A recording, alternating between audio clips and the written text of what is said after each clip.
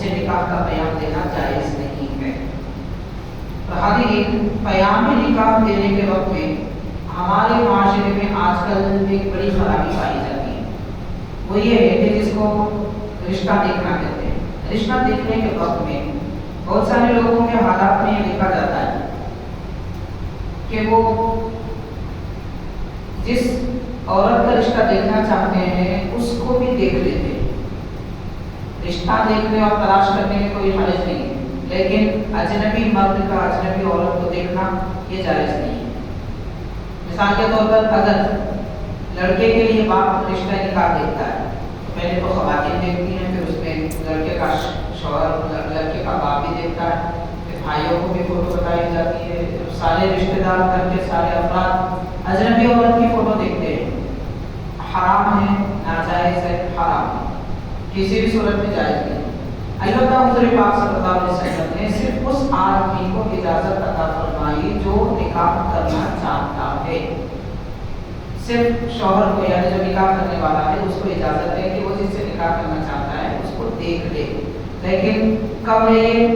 ایسا نہیں ہے جیسا کہ آج کل ہمارے پاس ہوتا ہے کہ وہاں لڑکی دیکھے اور سارے مردان حضرات نے بھی دیکھ لیا، اس کے بعد اس کو ٹھکرا دیے، پھر دوسرے جگہ دیکھے اس کو بھی ٹھکرا دیے، تیسری جگہ دیکھے اس کو بھی ٹھکرا دیے۔ کیوں؟ انکار کرنے پسند نہیں آئے۔ یہ معاملہ نہیں ہے دیکھنے کا۔ اس کے لیے سب سے بہترین طریقہ بتایا گیا کہ خواتین عورتیں جیسے ماں اپنے بیٹے کا نکاح کرنا چاہتی ہیں تو ماں کی ذمہ داری ہے کہ وہ اگر بیٹے کے لیے لڑکی دیکھنا چاہتی ہے تو خود دیکھے، اس کو پسند آئے، باقی خواتین گھر کی عورتوں کو پسند آئے تو اب رشتہ کرنے کا پکا ارادہ کر لیا جائے، طے کر لیا جائے کہ ہاں ہمیں رشتہ کرنا ہے۔ تب ایک نظر، وہ بھی صرف اس لیے کہ اس کو حدیث پاک میں آتا ہے نکاح کرنے والے کو اجازت دے کہ وہ جس سے نکاح کر رہا ہے اسے دیکھ لے تاکہ دونوں کے دل میں محبت باقی رہے۔ یہ وجہ بیان کی گئی ہے۔ تو نکاح کا رشتہ ٹھکرانے کے لیے دیکھنے کی اجازت نہیں ہے، کرنے کے لیے دیکھنے کی اجازت ہے۔ تو پسند کی بات پسند پہلے خواتین کر لیں، اور جب طے کر لیں کہ ماشاءاللہ ساری چیزیں غائبانہ طور پر بیان کیا جا سکتا ہے، واضح کیا جا سکتا ہے، ساری خوبیاں بیان کی جا سکتی ہیں، اس کے بعد میں اگر بات پکی کرنی ہے تو لڑکے کو دیکھنے کی اجازت ہے۔ فی زمانہ جو طریقہ اختیار کیا گیا ہے رشتہ نکاح دیکھنے کے اور لڑکیوں کو دیکھنے کی، یہ سراسر ظلم ہے اور گناہ، کیونکہ لوگ دیکھتے ہیں اور پھر ٹھکرا دیتے ہیں، اس سے دل آسانی بھی ہوتی ہے اور اجنبی عورتوں کو دیکھنے کا گناہ ہے وہ بھی سر پہ آتا ہے۔ تو بہرحال شریعت مطہرہ نے مسلمان مرد اور عورتوں کو نکاح سے پہلے بھی کس طریقے سے رشتہ طے کیا جاتا ہے وہ تعلیم بھی دی۔ اللہ تبارک و تعالیٰ نے فرمایا کہ ارشاد فرمایا وَلَا تَعْزِمُوا عُقْدَةَ النِّكَاحِ حَتَّىٰ يَبْلُغَ الْكِتَابُ أَجَلَهُ وَاعْلَمُوا أَنَّ اللَّهَ يَعْلَمُ مَا فِي أَنفُسِكُمْ، اور جان لو کہ اللہ تعالیٰ وہ سب جانتا ہے جو تمہارے دلوں میں، دل میں کیا ارادہ رکھا جا رہا ہے وہ بھی اللہ تعالیٰ جانتا ہے۔ دنیا والوں سے ہم چھپا سکتے ہیں لیکن اللہ تعالیٰ سے کوئی دل کا ارادہ چھپانا نہیں جا سکتا۔ فرمایا فَاحْذَرُوهُ، بے احتیاطی اور گناہ کے کام کرنے سے بچو، وَاعْلَمُوا أَنَّ اللَّهَ غَفُورٌ حَلِيمٌ، اور جان لو کہ اللہ تعالیٰ بے شک بخشنے والا ہے اور حلیم، یعنی تمہاری غلطیوں پر جلدی سزا نہیں دیتا ہے۔ اگر اللہ تعالیٰ بندوں کو ان کی خطاؤں پر سزا جلدی دینے لگے تو پھر روزانہ کئی قسم کے عذاب اتر جائے اور دنیا میں جینا دوبھر ہو جائے، زندگی گزارنا مشکل ہو جائے۔ تو اللہ تعالیٰ مہربان ہے، حلیم ہے، یعنی تمہاری خطاؤں اور غلطیوں پر جلدی سے سزا عطا نہیں فرماتا۔ 14ویں رکوع کا آغاز کیا جا رہا ہے، اس میں آیت پاک میں ابتدائی پہلی آیت میں اللہ تعالیٰ فرماتا ہے فَلَا لَا جُنَاحَ عَلَيْكُمْ إِن طَلَّقْتُمُ النِّسَاءَ مَا لَمْ تَمَسُّوهُنَّ أَوْ تَفْرِضُوا لَهُنَّ فَرِيضَةً۔ ارشاد فرمایا کہ تم پر اس بات میں بھی کوئی گناہ نہیں ہے کہ تم عورتوں کو طلاق دو جب تک کہ تم ان کو نہ چھو لو یا ان کے لیے کوئی مہر مقرر نہ کر دو۔ علی اس آیت پاک میں مہر کا مسئلہ بیان کیا جا رہا ہے، وہ یہ ہے کہ نکاح ہونے کے لیے مہر لازم ہے، مہر کا ہونا لازم ہے۔ اگر مہر فی نہ دیا جائے، یعنی مہر معجل نہ ہو، معجل اگر نہ ہو، جلدی دیا جانے والا اگر نہ ہو تو بھی نکاح ادا ہو جائے گا، نکاح کی تکمیل ہو جائے گی، لیکن مہر دینا تو ہر صورت میں شوہر پر لازم ہے، وہ اس سے چھٹکارا نہیں پا سکتا۔ مہر دراصل مرد کی طرف سے اس کی بیوی کو دیا جانے والا وہ تحفہ، وہ عوض ہے کہ خاتون نے اپنے آپ کو جو مرد کے شوہر کے حوالے کیا ہے اس کا بدلہ مہر ہوتا ہے شریعت مطابق۔ اسی لیے حضور پاک صلی اللہ علیہ وسلم نے مہر لازم فرمایا۔ حاضرین، اگر نکاح جو ہوتا ہے اس میں کئی قسم کے مہر کے معاملے ہوتے ہیں۔ ایک معاملہ یہ ہوتا ہے کہ کوئی مہر نہیں دے گا یہ کہہ کر نکاح کرے، ایسا بھی کرتے ہیں بعض لوگ، مہر نہیں دیں گے، تو ایسا کرنے والوں کے متعلق آتا ہے کہ وہ اگر بیان نہ کرے، مہر بیان نہ کرے تو بھی مہر لازم ہو جائے گا۔ مہر تو دینا ہر صورت میں شوہر پر لازم ہے، وہ چھٹکارا نہیں پا سکتا۔ دوسرا ہے کہ مہر ہی بیان نہ، ایک ہوتا ہے نہ دے کے یہ کہنا، تو بھی مہر لازم ہوتا ہے۔ دوسری صورت یہ ہے کہ کوئی مہر کا ذکر ہی نہ کرے، یعنی بتائے ہی نہیں کیا مہر دے رہے نہیں دے رہے، کوئی بھی ذکر نہ کرے، نکاح کریں تو ہو جائے گا۔ نکاح کے لیے دو شرطیں ہیں، اصل بات دو گواہوں کا موجود ہونا اور ایجاب قبول کرنا، یہ دو اہم شرطیں ہیں، ان کا پایا جانا ضروری ہے۔ جب یہ پائے جائیں تو نکاح ادا ہو جائے گا۔ مہر بیان نہ کرے تو بھی مہر لازم آتا ہے، مہر کا انکار کرے تو بھی مہر لازم آتا ہے، دونوں صورتوں میں مہر لازم آتا ہے۔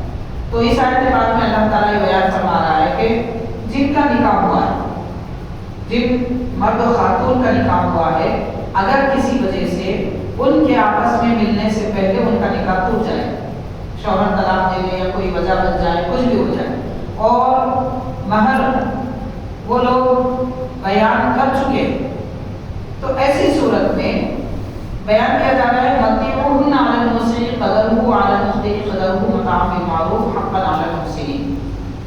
تو ایسی صورت میں مرد کے لیے چاہیے کہ وہ اپنی عورت کو کوئی نفقہ اور کپڑا وغیرہ بھی دے، یعنی مہر کے علاوہ ایسے ہی نہ چھوڑے بلکہ تحفے میں کوئی اور چیز دے دے تاکہ اس کا گزارا چند دن کے لیے یا ایک لباس اسے مل جائے، یہ بھی تعلیم دی جا رہی ہے۔ اگلی آیت پاک میں اللہ تعالیٰ فرماتا ہے وَإِن طَلَّقْتُمُوهُنَّ مِن قَبْلِ أَن تَمَسُّوهُنَّ، اگر تم خواتین سے ملنے سے پہلے ہی اگر طلاق دے دو، وَقَدْ فَرَضْتُمْ لَهُنَّ فَرِيضَةً، اور ان کے لیے تم نے مہر بیان کر دیا ہو، مقرر کر دیا ہو، تو فَنِصْفُ مَا فَرَضْتُمْ، تو اتنا مہر لازم آتا ہے جتنا مقرر کیا تھا اس کا آدھا لازم آتا ہے۔ یہاں دو صورتیں، ایک یہ کہ مثال کے طور پر کسی شوہر نے یہ نکاح کے وقت میں بیان کر دیا کہ میں 15,000 روپے یا 20,000 روپے مثال کے طور پر مہر کے طور پہ دیتا ہوں، لیکن میاں بیوی کے تعلق سے پہلے ہی ان کی طلاق ہو گئی، تو اب شریعت یہ کہتی ہے کہ جتنا بیان کیے تھے اس کا آدھا دیا جائے، آدھا مہر دینا لازم ہے۔ 20,000 اگر بیان کیے تھے تو 10,000 دینا مہر ہر صورت میں لازم آتا ہے، اگرچہ کہ میاں بیوی کا تعلق نہ ہو۔ اگر میاں بیوی کے تعلق کے بعد میں طلاق ہو جائے تو جتنا مہر بیان کیا گیا تھا وہ پورا ادا کرنا ضروری ہے۔ اس کے بعد فرمایا اِلَّا أَن يَعْفُونَ، مگر یہ کہ اگر عورتیں خود کہہ دیں کہ ہمیں مہر کی ضرورت نہیں ہے، اور يَعْفُوَ الَّذِي بِيَدِهِ عُقْدَةُ النِّكَاحِ، یا وہ مرد مہر کو معاف کر دے جس کے ہاتھ میں نکاح کی ڈور ہے، یعنی شوہر، وہ اگر معاف کر دے یعنی معافی طلب کرے کہ آپ معاف کر دو ہم نہیں دے سکتے کہیں، اور بیوی کہنے کے ٹھیک ہے، تو بھی مہر لازم نہیں آتا۔ اس کے بعد فرمایا وَأَن تَعْفُوا أَقْرَبُ لِلتَّقْوَىٰ، کہ لوگوں تم معاف کر دو تو تمہارے لیے یہ تقوی کے زیادہ قریب ہے۔ وَلَا تَنْسَوُا الْفَضْلَ بَيْنَكُمْ، لیکن معاف کرنے کے بعد بھی کچھ اضافہ دینا ہے تو اس کو نہ بھولو ہرگز۔ إِنَّ اللَّهَ بِمَا تَعْمَلُونَ بَصِيرٌ، بے شک اللہ تعالیٰ تم جو بھی کرتے ہیں ان سب کو جانتا ہے۔ اس کے بعد تیسری آیت کے بعد اس رکوع کے اللہ تعالیٰ فرماتا ہے حافظوا علی الصلوات والصلاۃ الوسطی وقوموا للہ قانتین، اے لوگوں نمازوں کی پابندی کرو۔ حاضرین، نکاح طلاق وغیرہ کے بیان مسائل بیان کرنے کے بعد اللہ تعالیٰ نماز کا ذکر خاص طور پر فرما رہا ہے، یعنی آدمی نکاح کرنے کے بعد میں اپنی دنیا میں کھو کے نہ رہ جائے، خواہ وہ شادی شدہ ہو نہ ہو، مصروفیات اس کی زندگی کے زیادہ ہو یا کم ہو، اسے چاہیے کہ وہ ہر صورت میں نمازوں کی پابندی کرے، نمازوں کی حفاظت کرو، نمازوں کی پابندی کرو، والصلاۃ الوسطیٰ، خاص طور پر درمیانی نماز کی۔ تو یہ صلاۃ الوسطیٰ درمیانی نماز کس کو کہتے ہیں؟ اس کے متعلق بہت ساری تفصیلات ہیں۔ خلاصہ ساری باتوں کا یہ ہے کہ نماز عصر کو نماز وسطیٰ کہتے ہیں۔ حضور پاک صلی اللہ علیہ وسلم نے نماز عصر کی پابندی کرنے کا خاص طور پر حکم فرمایا، نماز وسطیٰ کی، درمیانی نماز کی۔ اس کی وجہ کیا ہے؟ اس کے متعلق چند روایتیں ہیں، پہلے آپ کو سماعت کر لیجیے۔ حضور پاک صلی اللہ علیہ وسلم نے ارشاد فرمایا کہ ایک مرتبہ غزوہ احزاب کے وقت میں، لڑائی احزاب کی جو لڑائی تھی، یعنی تمام مشرکین اور عیسائی، منافقین، یہودی، سارے لوگ مل کر ایک ساتھ مسلمانوں پر حملہ کر دیے، سارے قبائل مکہ اور اس کے اطراف و اطراف کی۔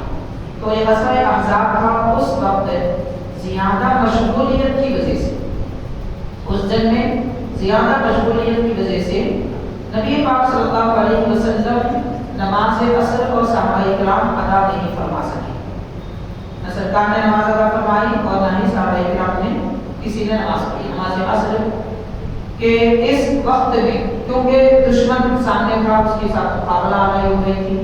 اگر ایسی صورت میں نماز کی طرف توجہ کریں گے تو مسائل کھڑے ہو سکتے ہیں، نقصان ہو جائے گا، جانی نقصان، شکست ہو سکتی ہے، سارے مسائل۔ تو حضور پاک صلی اللہ علیہ وسلم نے ارشاد فرمایا، شغلونا عن الصلاۃ الوسطیٰ صلاۃ العصر، یعنی ان دشمنان دین نے ہمیں نماز عصر سے دور کر دیا، عصر کی نماز پڑھنے کا ہمیں موقع نہیں دیا۔ اس کے بعد حضور نے فرمایا وہ نماز عصر صلاۃ الوسطیٰ ہے، ملأ اللہ قبورہم وبیوتہم نارا۔ حضور پاک صلی اللہ علیہ وسلم نے جو کلمات ادا فرمائے اس پر غور کریں، اس سے نماز عصر کی اہمیت کا پتہ چلتا ہے۔ فرمایا کہ اللہ تعالیٰ ان قبروں کو، ان کے گھروں کو آگ سے بھر دے، قبر اور گھر دونوں آگ سے بھر دے، یعنی وہ دنیا میں راحت پا سکے اور نہ ہی مرنے کے بعد۔ نبی پاک صلی اللہ علیہ وسلم کی زبان مبارک سے اس طرح کے کلمات کا نکلنا یہ انتہائی تعجب کی بات ہے، کیونکہ حضور اکرم صلی اللہ علیہ وسلم رحمت للعالمین ہے، تو رحمت والی ذات پاک نماز عصر کے ادا نہ کرنے پر اس طرح کے دعا فرما رہے ہیں۔ حضور اکرم صلی اللہ علیہ وسلم نماز عصر اور دیگر نمازوں کی فضیلت کے متعلق جو روایتیں بیان فرمائی، ان میں سے یہ بھی ہے کہ سرکار نے ارشاد فرمایا کہ من فاتت صلاۃ العصر فکأنما وتر اہلہ ومالہ، جس آدمی کی نماز عصر چھوٹ گئی گویا کہ اس نے اپنے اہل اور اپنے مال، یعنی اس نے مال کا بھی نقصان اٹھایا اور اپنے گھر بار کو کھونے کا بھی نقصان اٹھایا،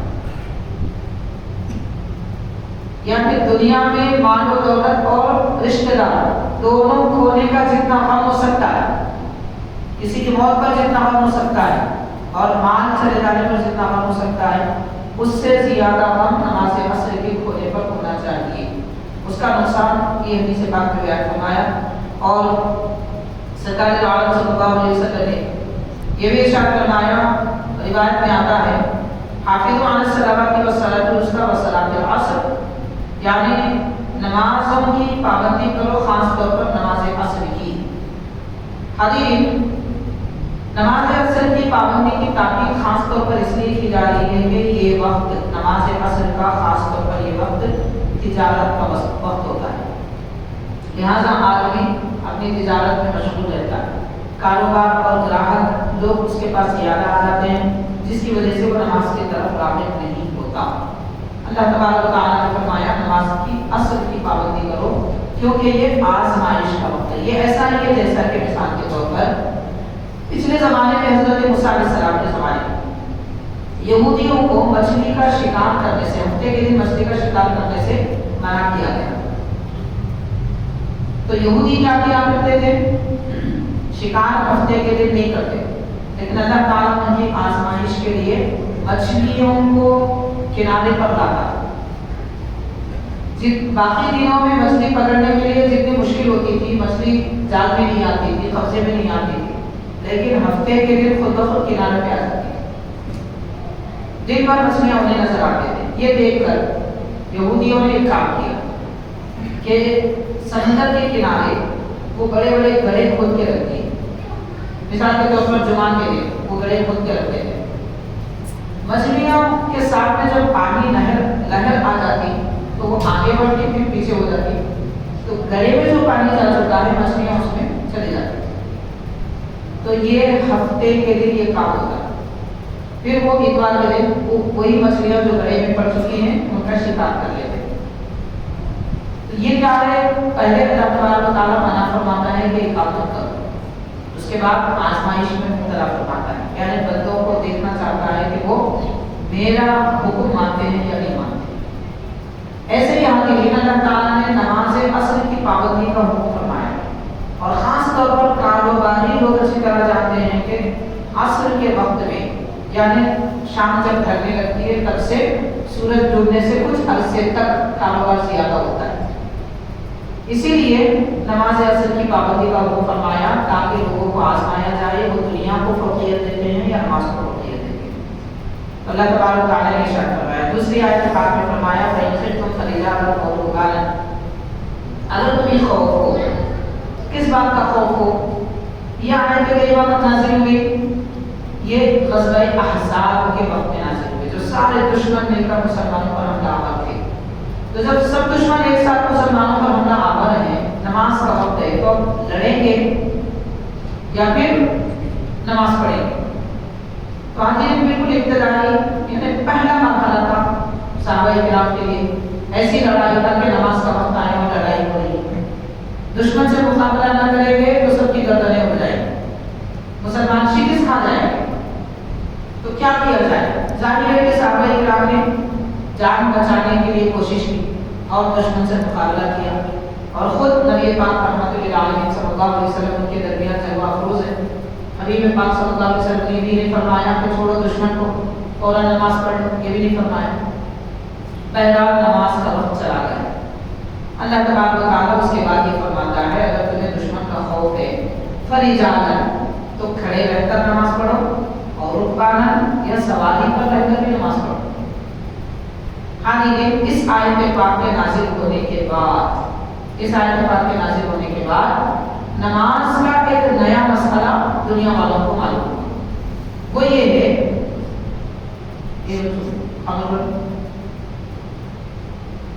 تو وہ مسئلہ نماز کا یہ ہے کہ عین لڑائی میں میدان جنگ میں بھی اگر دشمن سامنے ہے تب بھی حکم یہ دیا گیا کہ مسلمان اپنی فوج کی 2 قسمیں بنائیں. ایک فوج سامنے رہے اور وہ دشمنوں سے لڑتی رہے. دوسری فوج کچھ دور پہ کھڑے رہ کر باجماعت نماز پڑھتی رہے. چونکہ عام طور پر جنگ کے موقع پر 2 رکعت نماز پڑھنا ہوتا ہے، سفر ہوتا ہے، قصر کی نماز ہوتی ہے. تو پہلے چند لوگ سپاہی سواریوں پر سوار ہو کر یا پھر زمین پر کھڑے رہ سکتے ہیں تو کھڑے رہ کر جیسا موقع ہو ویسا، یعنی دشمن نماز کی حالت میں بھی حملہ کرے تو وہ کھڑے رہ کر لڑ سکتے ہیں. اگر یہ کیفیت ہے تو زمین پر بیٹھ کر نماز پڑھیں. اگر یہ کیفیت ہے کہ دشمن زیادہ حملہ کرے گا ہم سنبھال نہیں پائیں گے تو سواری پر سوار ہو کر نماز پڑھیں. گھوڑوں پر یا جو سواری ہے اس پر بیٹھ کر نماز پڑھیں. لیکن سب بنائیں ایک امام نماز پڑھائے گا یہ نماز پڑھے. جب ایک رکعت پوری ہو جائے گی امام دوسرے سجدے میں ہوں گے تو یہاں جو سب کھڑی ہوئی ہے وہ سیدھا نکل جائے. ایک رکعت کی ہو گئی وہ سیدھا میدان جنگ میں آ جائے. جو سپاہی لڑ رہے تھے ان کے سامنے جا کر کھڑے ہو جائیں اور لڑائی لڑتے رہے. پیچھے کے سپاہی جو اب تک لڑ رہے تھے وہ آ کر امام کے ساتھ جماعت میں مل جائیں. ان کے آنے کے بعد امام اللہ اکبر کہہ کر کھڑے ہو دوبارہ ایک رکعت ادا کریں. پھر جب امام سلام پھیرے اس وقت میں یہ لوگ سلام پھیر کر اپنی نماز آگے سجدے میں دوسری رکعت امام کے سجدے میں دوسری رکعت کے سجدے میں دوسرے سجدے میں یہ لوگ اٹھ کر پھر چلے جائیں. جنہوں نے ایک رکعت ادا کی تھی وہ آ کر سب بنائیں اور امام کے ساتھ سجدے میں شامل ہو جائیں. پھر امام قاعدے میں بیٹھے اور جب امام سلام پھیر دے تو یہ کھڑے ہو کر اپنی ایک رکعت پڑھیں. چونکہ یہ ایک رکعت چھوٹی پھر دوبارہ یہ میدان میں جائیں، وہ آ کر بغیر امام کی اقتدا کے اپنی ایک رکعت نماز پڑھیں۔ اس طریقے سے عین میدان جنگ میں بھی نماز کا حکم دیا گیا ہے۔ اللہ تعالیٰ فرماتا ہے فَإِنْ خِفْتُمْ، اگر تمہیں دشمنوں کا خوف ہے، ڈر ہے، فَرِجَالًا أَوْ رُكْبَانًا، یا تو کھڑے رہ کر یا سوار ہو کر دشمن سے لڑو، لیکن نماز مت چھوڑو۔ تو حاضرین، نماز کی اتنی تاکید ہے، غور کیجیے کہ وہ نماز جو میدان جنگ میں معاف نہیں ہوگی، بستر پہ سونے والوں کے لیے کیسے معاف ہو سکتی ہے؟ دکان پر بیٹھ کے کاروبار کرنے والوں کے لیے کیسے معاف ہو سکتی ہے؟ وہ نماز جو ہتھیاروں کے سائے پہ پڑھی جاتی ہے، کہ کیا وہ نماز مسجد کے چھت کے سائے میں چھوڑی جا سکتی ہے یا گھر کے آرام کا بلڈنگ میں چھوڑی جا سکتی ہے؟ پھر کس اعتبار سے مسلمان نماز سے غافل ہو سکتا ہے؟ نماز کی اتنی اہم اہمیت ہے۔ پھر فرمایا فَإِذَا أَمِنْتُمْ فَاذْكُرُوا اللَّهَ، جب تمہیں سلامتی مل جائے، دشمن کا خوف نہ رہے، اللہ تعالیٰ کا ذکر کرو، كَمَا عَلَّمَكُم مَا لَمْ تَكُونُوا تَعْلَمُونَ، کہ تم جانتے نہیں تھے، اللہ تعالیٰ نے تمہیں اپنا ذکر سکھایا۔ اللہ کا ذکر کرنا بھی اللہ تعالیٰ نے سکھایا، ورنہ ہمیں معلوم بھی نہیں تھا کہ اللہ تعالیٰ کا نام کیسے لیا جاتا ہے۔ تو یہ بھی اللہ تعالیٰ کا احسان ہے، تو اللہ تعالیٰ کا ذکر کیا کرو۔ اس کے بعد اللہ تبارک تعالیٰ نے فرمایا والذین، یہاں سے چونکہ غزوہ احزاب کی بات تھی اور نماز کے متعلق بات تھی، اس لیے وہ مسئلہ وہاں پر بیان کیا گیا۔ اس کے بعد مزید طلاق کے بعد عدت کے مسائل کو یہاں پر بیان کیا جا رہا ہے۔ اس سے پہلے کی 2 آیتوں میں مہر کے مسائل بیان کیے گئے۔ مہر کے متعلق ایک بات یہ بھی سمجھ لیجیے کہ مہر کی کم از کم مقدار، کتنا مہر شوہر پر لازم ہے کہ وہ اپنی بیوی کو دے، کم از کم مقدار 10 درہم ہے۔ درہم چاندی کے سکے کو کہتے ہیں، تو 10 درہم کی مقدار غالباً اس وقت، اس زمانے کے اعتبار سے، چاندی کے قیمت کے اعتبار سے تقریباً 5,500 6,000 کے لگ بھگ ہوتی ہے 10 درہم کی مقدار۔ تو کم از کم مہر کتنا دیا جا سکتا ہے؟ اب آپ یہاں غور کرنے کی بات یہ ہے کہ شادی کرنے کے لیے مرد کے لیے تو کوئی مسئلہ نہیں، بس اتنا ہی مسئلہ ہے کہ وہ بیوی کو مہر دینے کے لیے 5,500 روپے 6,000 روپے جمع کریں، بس اس کی شادی ہو سکتی ہے۔ عورت کے لیے تو کوئی مسئلہ ہی نہیں، مرد کو تو پھر بھی 5,500 6,000 روپے تو جمع کرنا ہے کہ وہ شادی کرنا چاہتا ہے، تو اتنا مہر تو اسے دینا ہے، کم از کم 10 درہم کی مقدار۔ عورت کو کیا دینا ہے؟ کچھ دینا ہی نہیں۔ اب لوگوں نے جو بنا لیا ہے کہ جہیز دینا ہے اور شوہر کی خواہشیں پوری کرنی ہے، مرد کے مطالبے پورے کرنا ہے اور ان کے لیے لاکھوں روپے خرچ کرنا ہے، یہ سب لوگوں کی بناوٹی باتیں ہیں۔ اسلام کا اس سے کوئی تعلق نہیں۔ حاضرین، اس مہنگائی کے دور میں بھی اگر لڑکا اور لڑکی کے پاس 5-10 ہزار روپئے بھی ہے تو ان کا نکاح ہو سکتا ہے۔ نکاح کے لیے لاکھوں روپئے کی کوئی ضرورت نہیں، یہ لوگوں نے بنا لیا ہے اور بنا کر نکاح کو مشکل بنا دیا۔ اسی کا نتیجہ دیکھا جا رہا ہے کہ ماں باپ پریشان، رشتے دار پریشان، سارے لوگ پریشان ہیں۔ شادی کا نام لیتے ہی پریشانی آ جاتی ہے کہ اتنا خرچ کرنا ہوگا، اتنا خرچ کرنا ہوگا۔ کچھ خرچ کرنے کی ضرورت نہیں، جو خرچ کرنا ہے شوہر کو کرنا ہے، مہر دینا ہے، ولیمہ کرنا ہے۔ ولیمے کی بات آتی ہے تو حضور پاک صلی اللہ علیہ وسلم نے فرمایا ایک بکرے سے کیوں نہ ہو ولیمہ کرو۔ اب مان لیجیے اس دور کے اعتبار سے ایک بکرے کی قیمت 8,000 7,000 روپئے، مزید اس کے لیے کھانا پکوان وغیرہ کیا جائے تو چلیے 20,000 روپئے۔ سارا خرچ ایک آدمی، مرد آدمی کے لیے نکاح اور ولیمے کا 30,000 روپئے، اتنے میں تو سارا کام ہو جائے گا۔ لیکن کیا بات ہے کہ مسلمان آج 40 لاکھ 50 لاکھ روپے شادیوں میں خرچ کرتے ہیں۔ فائدہ کیا ہو رہا ہے اس سے؟ حاصل کیا ہو رہا ہے؟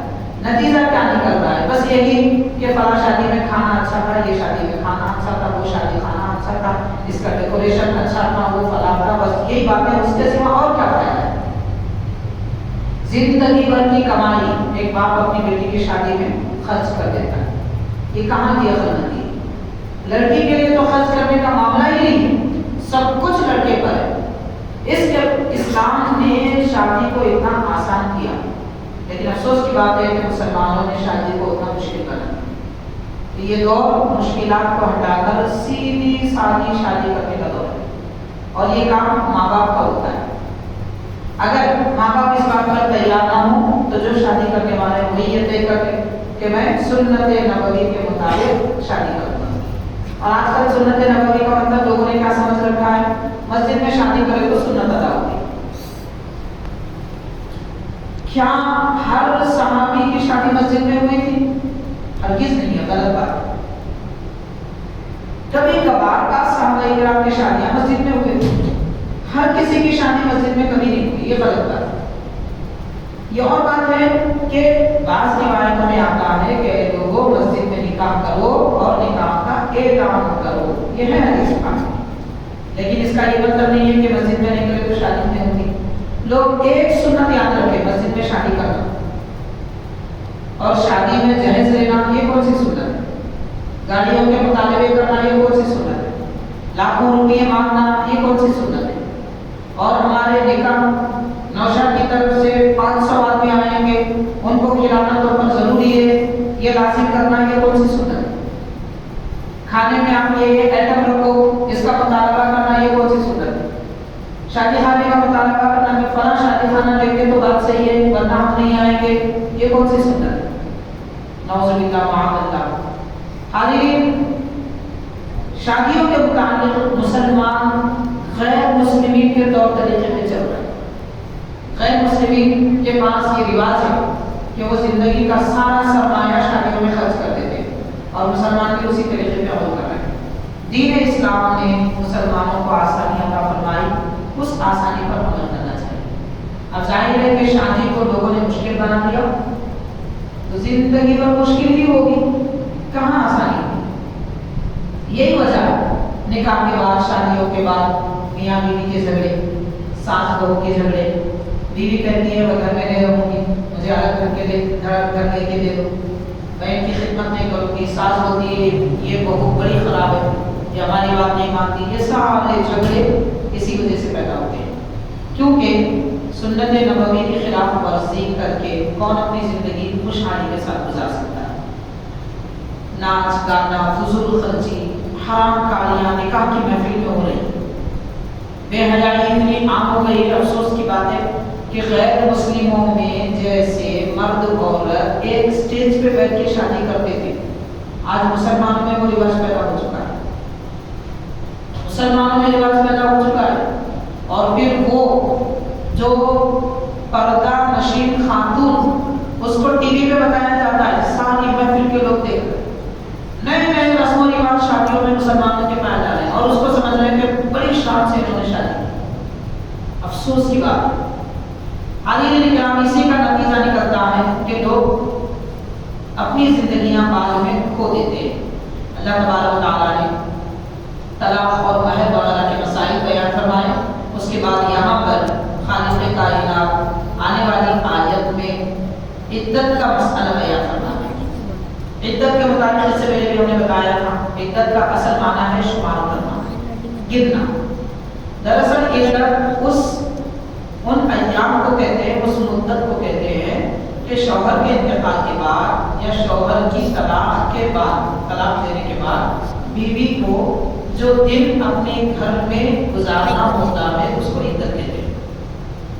وہ ایسے گزارنا ہے اسے کہ اس گھر کے باہر نہ نکلے، گھر میں ہی رہے، اس کی دیکھ بھال اس کے رشتے دار کریں، باقی کھانے پینے کا خرچ شوہر پر ہے۔ کہ عدت کے ایام میں شوہر پر لازم ہے کہ اگرچہ کہ طلاق ہو چکی ہے اس کے باوجود شوہر اپنی بیوی کو خرچ دے گا، کھانے پینے کا، کپڑوں کا، یہ سارا تک برداشت کرے گا۔ دوسرا یہ کہ ان دنوں میں عورت کے لیے جائز نہیں ہے، عورت کے لیے جائز نہیں ہے کہ وہ زیب و زینت اختیار کرے، یعنی سجنا زینت اختیار کرنا عورت کے لیے جائز نہیں ہے عدت کے ایام میں۔ اللہ تبارک و تعالیٰ فرما رہے ہیں والذین یتوفون منکم، تم میں سے جو لوگ وفات پا چکے ہیں، وَيَذَرُونَ أَزْوَاجًا، اور وہ اپنی بیویوں کو چھوڑ گئے، وَصِيَّةً لِأَزْوَاجِهِمْ، تو چاہیے کہ وہ اپنی بیویوں کے لیے وصیت کریں، مَتَاعًا إِلَى الْحَوْلِ غَيْرَ إِخْرَاجٍ، 1 سال تک ان کے ساز و سامان کے لیے، یعنی ان کی زندگی گزارنے کے لیے 1 سال کی وصیت کریں، اور انہیں اپنی اپنے گھر سے نہ نکالے اور اپنے نفقہ سے نان و نفقہ جو دے رہا ہے اس سے نہ نکالے. فَإِنْ خَرَجْنَا فَلَا جُنَاحَ عَلَيْكُمْ فِيمَا فَعَلْنَا فِي أَنفُسِهِنَّ بِالْمَعْرُوفِ. اگر عورتیں خود نکل جائیں اور یہ کہیں کہ ہمیں تمہارے نان و نفقے کی ضرورت نہیں ہے تو مرضی ہے کہ وہ اپنے لیے جو بھلائی چاہتی ہے کر لے. وَاللَّهُ عَزِيزٌ حَكِيمٌ. اللہ تعالیٰ غالب ہے، حکمت والا ہے. عزیزِ اس آیت کے پاک میں جو مسئلہ بیان کیا جا رہا ہے یہ مسئلہ منسوخ ہے. منسوخ کا معنی کیا ہے میں ابھی عرض کروں گا. پہلے یہاں بیان کیا جا رہا ہے یہ تو اس کی وضاحت ہو جائے کہ اگر شوہر کا انتقال ہو جائے تو حضور پاک صلی اللہ علیہ وسلم قرآن مجید نے یہ فرمایا کہ شوہر اپنے انتقال سے پہلے ہی وصیت کر دے. ظاہر ہے کہ ہر آدمی کو مرنا ہے تو مرنے سے پہلے وہ وصیت کر دے کہ میرے انتقال کے بعد میں میری بیوی کو میرے مال و متاع میں سے 1 سال تک کے لیے کھانے پینے کپڑے وغیرہ کا اہتمام کیا جائے. یہ کرنا شوہر پر لازم تھا ابتدائی اسلام میں، لیکن بعد میں یہ آیت منسوخ ہو گئی، یعنی اس کا حکم وہیں ختم ہو گیا، اب جاری نہیں ہے. اب کیا ہے؟ اب یہ حکم ہے کہ جو لوگ انتقال کر جائیں ان کی بیویاں عدت گزاریں. عدت 4 مہینے 10 دن کی ہوتی ہے. یہ شوہر کے انتقال کی عدت. طلاق کی عدت 3 ایام کے دن جو ماہ والی ہوتی ہے 3 اس کو گزارنا ہے. اس کی مقدار 2 مہینے 10 دن یا 2 مہینے سے بڑھ کر یعنی 3 مہینے مکمل یا 2 مہینے 10 دن عام طور پر ہو سکتی ہے. یہ شوہر کے طلاق دینے کی عدت ہے اور شوہر کے انتقال کی عدت 4 مہینے 10 دن. اس آیت پاک میں جو بیان کیا گیا مسئلہ وہ منسوخ ہو چکا ہے. البتہ میراث کا ایک مسئلہ سورہ النساء میں آئے گا. میراث یعنی کسی آدمی کے انتقال کے بعد شوہر کے انتقال کے بعد میں بیوی کو کتنا حصہ ملے گا، شوہر کی جائیداد میں سے بیوی کو کتنا حصہ ملے گا اور وہ باپ ہے تو اولاد کو کتنا حصہ ملے گا. یہ ساری تفصیلات جس میں بیان کی گئی ہیں چھوڑے ہوئے مال میں سے مالی میراث میں سے اس آیت کی وجہ سے سورہ نساء میں وہ آیت ناسخ ہے اور سورہ بقرہ کی یہ آیت بالکل منسوخ ہے، اس کا حکم ختم ہو چکا ہے. ایسے قرآن مجید میں کئی آیتیں ہیں جن کو پڑھا جاتا ہے، یہ قرآن مجید کا حصہ ہے، نماز میں پڑھنا لازم ہے لیکن ان پر عمل نہیں کیا جاتا. اس سے یہ معلوم ہوتا ہے کہ قرآن شریف کی ہر آیت پہ عمل لازم نہیں ہے. پڑھا جاتا ضرور ہے مگر اس پر عمل لازم نہیں ہے. اب یہ باتیں دین کے دشمنوں کو کیا معلوم، وہ اس طرح کے مسائل اٹھاتے ہیں جو آیت منسوخ ہے اس کو اٹھاتے ہیں اور ٹی ویوں پہ ڈیبیٹ کرتے ہیں، بحثیں کرتے ہیں. یہ کچھ بولتا ہے وہ کچھ بولتا ہے، وہ بول لیتے رہتے ہیں، ان کو کیا معلوم اصل مسئلہ کیا ہے. تو حاضرین اس طرح کے کئی ایک مسائل ہیں، ان مسائل کو سن کر مسلمانوں کو دین سے دور ہونے یا شک میں پڑنے کی کوئی ضرورت نہیں. دین کا مسئلہ ہم زیادہ جانتے ہیں، مسلمان زیادہ جانتے ہیں، غیر مسلم نہیں جانتے، ان کو کیا پتا. اسی لیے نہ ان کی بحثیں سننی چاہیے اور نہ ان کی باتوں کا اثر دیکھتے لینا چاہیے. البتہ کوئی مسئلہ معلوم کرنا ہے تو علماء کی طرف رجوع کریں، خود کو پڑھنا آتا ہے تو ماشاءاللہ پڑھیں. قرآن مجید سب کے لیے نازل ہوا ہے، پھر اس کا فائدہ بھی ہوگا. تو یہ چند آیات کریمہ نکاح، طلاق، مہر اور عدت وغیرہ کے مسائل کے متعلق تھی، اس کی تفصیلات میں روشن گزار کی گئی. اللہ تعالیٰ ہم سب کو قرآن مجید سمجھنے پڑھنے کی توفیق عطا فرمائے اور دینی احکام پر عمل کرنا ہمارے لیے آسان بنائے. صلی اللہ تعالیٰ وسلم علی خیر خلقہ سیدنا محمد وعلی آلہ